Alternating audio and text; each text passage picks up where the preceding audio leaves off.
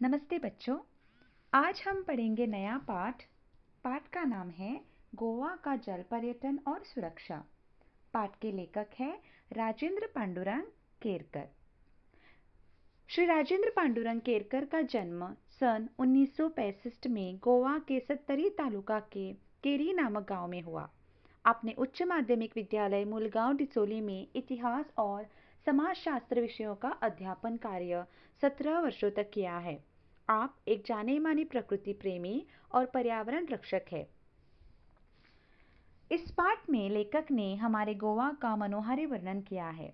उसके साथ साथ लेखक ने हमारे गोवा के सुंदर पर्यटन स्थलों का वर्णन किया है और साथ ही लेखक ने इस पाठ के माध्यम से पर्यटकों के लिए संदेशा भी दिया है कि वह अपनी सुखद यात्रा के लिए पर्यटन मंत्रालय के नियमों का पालन करें और हमारे गोवा के पर्यटन स्थलों की सुरक्षा करें।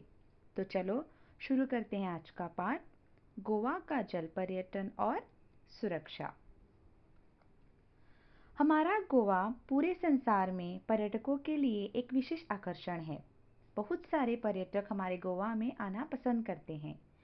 हमारा गोवा 700 वर्ग किलोमीटर सह्याद्री की गोद और 105 किलोमीटर लंबे अरब सागर के तट पर स्थित है। गोवा में कई सारे समुद्र तट हैं जो पर्यटकों को अपनी ओर आकर्षित करते रहते हैं।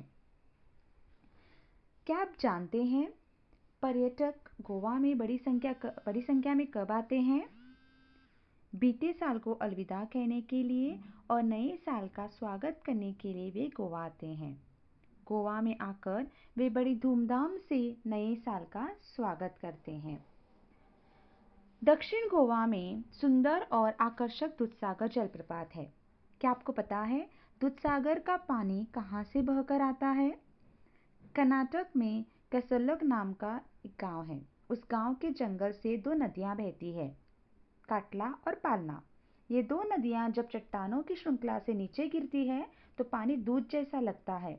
इसीलिए इस जलप्रपात को दूधसागर यह नाम रखा गया है, क्योंकि उसका पानी दूध की तरह लगता है। 300 मीटर से ज्यादा ऊंचाई से दूधसागर का पानी बहता है। इतनी ऊंचाई से बहते हुए पानी को देखकर मन तृप्त हो जाता है। कई सारे पर्यटक इस जलप्रपात में नहाने का आनंद उठाते हैं, लेकिन आनंद लेते समय वे सुरक्षा के नियमों का पालन नहीं करते हैं। पर्यटक शराब का सेवन करके पानी में खेलने जाते हैं और पानी में खेलते वक्त वे अपना शारीरिक संतुलन खो बैठते हैं और इस तरह से पर्यटक अपनी जान गंवा बैठते हैं।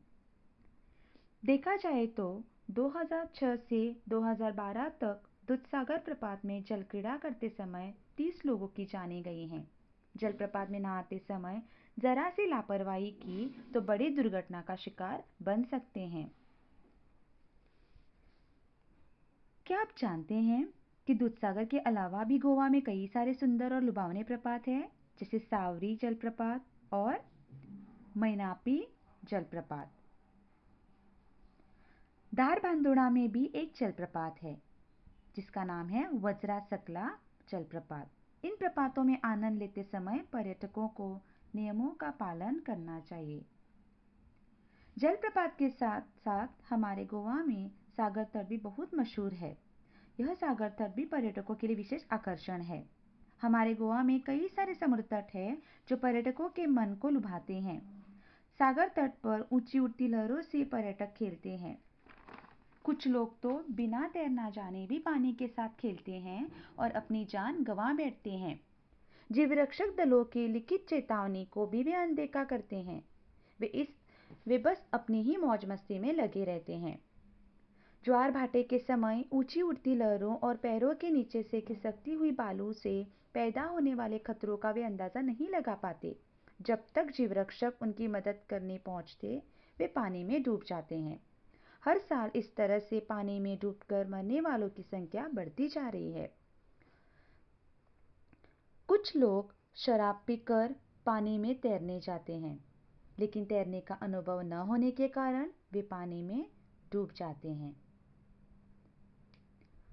हर साल इस तरह की दुर्घटनाएं बढ़ती जा रही है। अगर इन दुर्घटनाओं को रोकना है तो गोवा में आने वाले पर्यटक युवा वर्गों को नियमों को पालन करना चाहिए। अगर सारे नियमों का पालन किया जाए तो हमारा गोवा सुरक्षित रहेगा और पर्यटकों की यात्रा सुखद होगी और उनके परिवार भी उन्हें खोने से बचेंगे।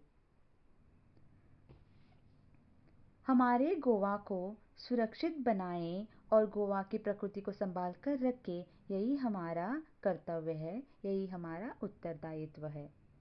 धन्यवाद।